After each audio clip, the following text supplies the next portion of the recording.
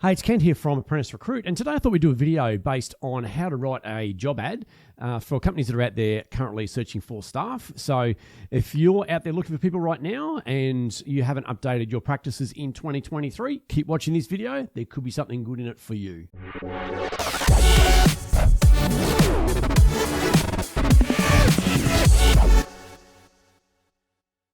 So as I mentioned in the intro there, I thought we'd do a short video on how to basically write a job ad for a job board and the best way to go about writing an ad so that you can attract the best team members for your business.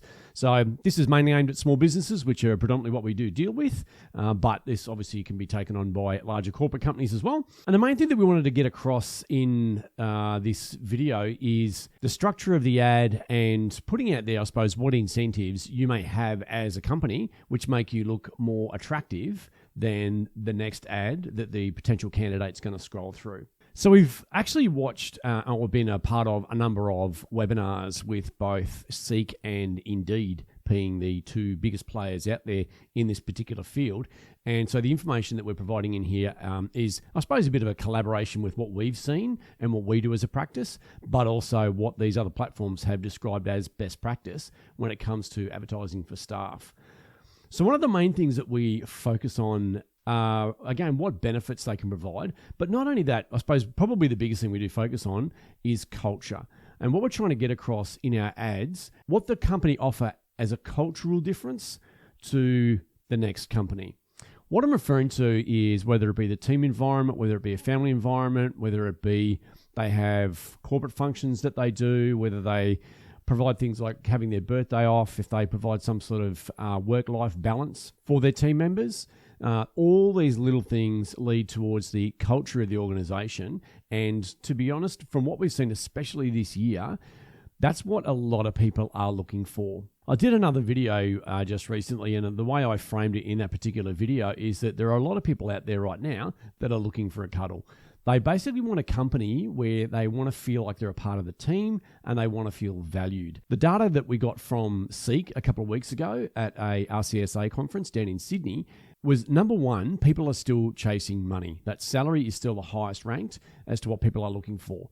But the second was culture. It was all about how they can fit in with the organization and how they can actually make a difference. So for some people, and even ones that we've interviewed, sometimes money isn't even the driving force. They are working for companies out there that just don't value what they do, and they would prefer to go and work for a company where they do. Kind of makes logical sense, but unfortunately, some companies just don't take that on board, and they're not interested. They're pretty much a number within the company, and they don't feel any value towards their team members. And so they're the ones that we're coming across right now, that they are happy with the money that they're on, but they're just not happy with the environment that they're working in. So what you would need to do within your ad is frame, again, your culture of the organization, what creates that culture, and why would they want to come and work for you? It's not just about the money. Again, highlight some of those other benefits. Some of them, it could be a combination of being able to work from home, more of a hybrid scenario that they can be working in these days. We've got an example of that with a position that we've just placed down in Mornington, down in Victoria, and they're going to work 3 days a week. They'll do 2 days in the office, 1 day from home. So it saves on travel time, saves on fuel. And that particular role, that was for an estimator. The company can accommodate somebody working remotely. If you're a hands-on company where basically it's a more labor-intensive role, obviously working remotely isn't an option. But again, in those sort of scenario, you might want to be putting in there what your operating hours are and what your general team feel is all about. Other things to include, and we've been doing this and we've found that it's proved to be quite effective, is we're putting the salary in the actual title of the job ad. So that when people are scrolling through Seek or Indeed or Gumtree or TipTop Jobs or Jora or one of the 19 platforms that we use, the actual salary itself stands out. Now, if you're creating an ad, and whether it be on Seek or any of those other platforms, and you're not putting your salary on there, then you are missing out on some good talent. And the statistics from Seek show that I think it was around about 83% are more inclined to actually click on and apply for the job if they know what the salary is going to be. So we will generally put in either a salary range or we'll put in quite a specific salary so that way they've got an indication. Even things like if there's a company vehicle, mobile phone, laptop, anything along those lines, it's also provided as part of their tools of the trade. include those sorts of things in the ad so that they know, or there is an expectation as to what they will receive as part of their salary package. We also advise to, if you're going to advertise for a permanent full-time role, then include super, holiday pay, sick pay, etc. And again, if you have, say, their birthday off on an annual basis, if you provide a week's worth of annual leave in addition to the 4 weeks that they would normally get, if there's any other perks that are in there that you can really highlight that are different to what is the norm within the industry, you need to put those things in there and you need to highlight those things because, again, that's going to make it more attractive for somebody to want to click on and apply for your specific job. To give you an example, I actually did a bit of a search on Seek this morning for landscaping jobs because landscaping is the specialty that we recruit in. And there's 829 ads for landscapers in New South Wales on Seek. And that's Seek alone. That doesn't include Indeed or the other platforms. That's a lot of ads. So that means that it's very noisy when it comes to advertising on those platforms. So what we're trying to do is highlight ways that you can stand out while people are scrolling through those 800 ads and why they're going to stop scrolling and they're going to click on yours. You've only got about 3 seconds to capture their attention. It used to be about 8, now it's down to 3, where you can capture their attention and stop them from scrolling so that they're going to click on your ad, read further, and then assess themselves why would they want to apply for your particular job. If you're a company out there that have got some testimonials from your staff members or your team members on why they like working for the company, there is the facility to be able to put those videos on a lot of the different job boards that we do use, and that's a very handy tool.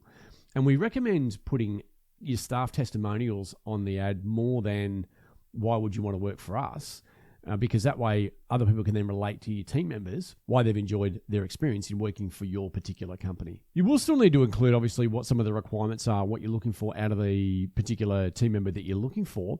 But to be honest, that's only a relatively small part of the ad that you will want to create to make somebody want to click and apply. I cannot highlight strong enough culture. It's all about culture. Salary, yes, get the salary details on there, but talk about your company and why they would want to work for you. You could be an award-winning company. You could be very supportive of future career development and training as part of working for your organization. So again, those are the sorts of things that you can highlight to make it more attractive for somebody who is applying for your job. Now, we trial a lot of job boards and we see some absolutely atrocious ads out there. And we know that when we're approaching those particular companies, they not only need help in trying to find a staff member, they need help in trying to actually write the ad. If you've got an ad up and you're looking for a carpenter and your ad says, looking for a carpenter in Brisbane, phone John, well, why is somebody going to click on that ad? You need to have what they do, because look, you look at carpentry as a trade and there are so many different variations on what somebody could do as a carpenter. Do they do commercial? Are they building decks and pergolas? Are they doing a full residential build? Are they doing renovations? There's so many. And I know some of the interstate places, there's a lot of framing crews that are out there where purely all they do is focus on framing. So again, in the ad, you need to put in there, what is it that you do? Who are you? Why would they want to work for you? Put yourself in the shoes of the person that's applying for the job and basically include what you would want to hear if you were out there looking for work yourself. So for those ads where it's a simple one line and doesn't give any description whatsoever on who you are, where you are, what your salaries are, what you do, then to be honest, you're pretty much wasting your time with the ad because no one's going to click on it and apply. There's too many other ads out there that they can have a look at and they can click on and they can get a job. So you've got to make sure that yours stands out with all the right details just to make it attractive for somebody to want to hit apply and then pick up the phone when you ring them to find out a bit more about their background and then get him in for a chat. So anyway, I hope you found this video informative. Hopefully there's been at least some sort of takeaway that's come out of this. Don't forget to like and subscribe to our YouTube channel and also check us out on our podcast. And we will be bringing you more videos and podcasts shortly and giving you a few more insights into what's happening out there in industry and especially in 2023. So it's Kent once again from Apprentice Recruit. Thanks.